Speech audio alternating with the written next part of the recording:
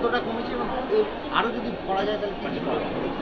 দেখুন, তেজস্বিনীর যেটা উদ্দেশ্য আছে ওটা হচ্ছে আমাদের যারা মেয়েরা, স্পেশালি যারা গার্ল চাইল্ড আছেন, স্কুলে যাচ্ছেন, তাদেরকে সেলফ ডিফেন্সের একটা ট্রেনিং দেওয়া, যাতে তারা নিজে কোনো যদি এরকম সিচুয়েশন তৈরি হয় যেখানে কেউ তাদেরকে হ্যারেস করছে, কোনো মিষ্টি বদমাশি করছে, তারা নিজেকে ডিফেন্ড করতে পারেন, মোকাবিলা করতে পারেন, আর তাকে ভালো প্রত্যুত্তর দিতে পারেন।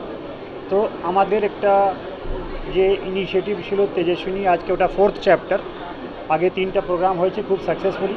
প্রত্যেক প্রোগ্রামেই আমরা চেষ্টা করি 300 থেকে 400 মেয়েদেরকে ট্রেন করা। এটা একটা 10 দিনেরই ট্রেনিং প্রোগ্রাম, তার মধ্যে সব কিছু স্কিল শেখানো যায় না, বাট বেসিক আইডিয়া হচ্ছে তারা যাতে ফিজিক্যালি আর মেন্টালি স্ট্রং হন আর নিজে তারপরে এটাকে কন্টিনিউ করতে পারেন। ট্রেনিং একটা শুরুয়াত হলো, তারপরে অনেক আজকাল নানা রকম সোশ্যাল মিডিয়ার মধ্যে দেখবেন অনেকগুলো ভিডিওস আছে, অনেকগুলো এরকম মোটিভেশনাল প্রোগ্রামস আছে যেখানে তাদের মধ্যে একটা এমন মেন্টালিটিকে ইনকালকেট করা যাতে তারা এরা বুঝে যায় কি আমি সক্ষম আছি, আমি মোকাবিলা করতে পারি, যদি আমাকে কেউ হ্যারেস করতে চায় আমি তার প্রপার রেসপন্স দিতে পারব। আজকে আপনি তেজস্বিনী যারা অগ্রসেন বালিকা শিক্ষা সদনের মেয়েরা, তারা খুবই সুন্দর পারফরমেন্স করেছে।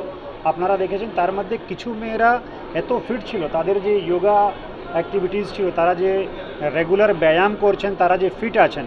তো সেই জন্য আমাদের দিক থেকে একটা জাস্ট ওদেরকে প্রোৎসাহনা, এটা জাস্ট একটা তারা নিজের জন্য কিছু একটা করতে পারে, স্পোর্টস অ্যাক্টিভিটির জন্য করতে পারে। বাট আমরা চাই কি মেয়েরা এইভাবেই সক্ষম হন, যেরকম অগ্রসেন বালিকা শিক্ষা সদনের কিছু মেয়ে আজকে পারফর্ম করেছেন। আমি চাই কি আমাদের যত গার্ল স্টুডেন্ট আছে তারা সবাই যাতে খুব স্ট্রং হন, স্ট্রেংথ।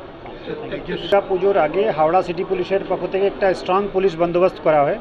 তার মধ্যে মহিলা পুলিশ থেকে শুরু করে আমাদের র্যাপিড অ্যাকশন ফোর্স, এর ছাড়া যে টেকনিক্যাল আমরা যে টেকনিক্যালি যে ধরুন সিসিটিভি ক্যামেরা আছে, ড্রোন ফুটেজ আছে, ওসবও অ্যানালাইজ করি। আর সব জায়গা ট্রাফিকের একটা সুন্দর ব্যবস্থা করার চেষ্টা করা হয় যাতে মানুষ সুন্দর সুষ্ঠুভাবে পূজা মণ্ডপ ঘুরতে পারেন, দেবী দর্শন করতে পারেন। ওই ব্যবস্থা এইবারও থাকবে। Thank you. আপনি টোটালটাই দেখছেন।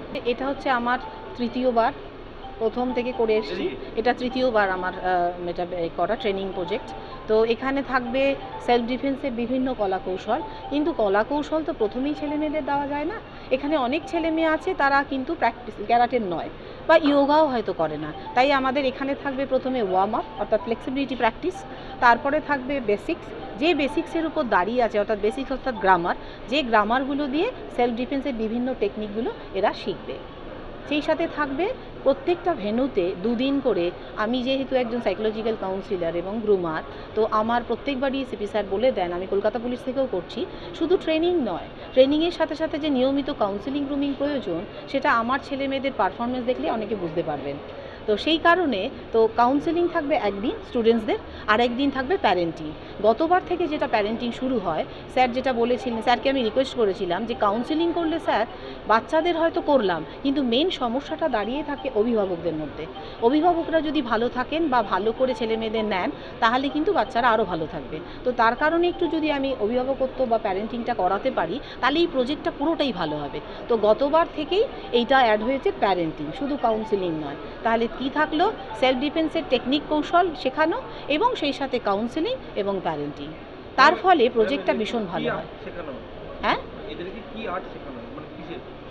না এটা না, শতকান্ত স্টাইল, আমরা ক্যারাটে বিলং করি, আমাদের বিভিন্ন ধরনের মার্শাল আর্ট রয়েছে, তার মধ্যে ক্যারাটে, জুডো, কুম্ফু, তাইকোন্ডো, ঠিক আছে। আমাদের হচ্ছে ক্যারাটে, আমরা ক্যারাটে স্টাইলের মাধ্যমে দেখাবো, আর আমাদের স্টাইল হচ্ছে শতকান্ত স্টাইল। হ্যাঁ, আমি হচ্ছি ডক্টর মৌসুমী পাল, আমি প্রেসিডেন্ট অফ ট্র্যাডিশনাল শত ক্যারাটে অ্যাসোসিয়েশন অফ বেঙ্গল এবং শতকান্ত ক্যারাটে একাডেমি অফ ইন্ডিয়া।